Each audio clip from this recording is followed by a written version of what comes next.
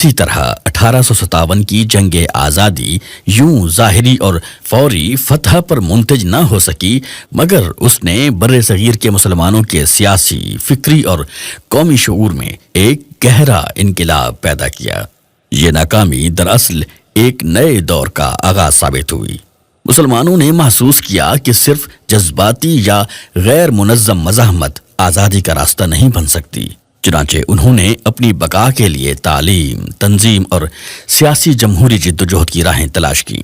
1857 के बाद मुसलमानों की कौमियत का एहसास मजबूत हुआ। उन्होंने अपने मफादात के तहफ़्फ़ुज़ के लिए अलहदा सियासी ताकत की ज़रूरत महसूस की, जिसका अमली इजहार मुस्लिम लीग के क़याम, दो कौमी नज़रिए की तश्कील और बिलाखिर तहरीक पाकिस्तान में हुआ। यूं 1857 की जंगे आज़ादी ने शिकस्त के बजाय मुसलमानों के लिए आज़ादी की नई राहें खोलीं और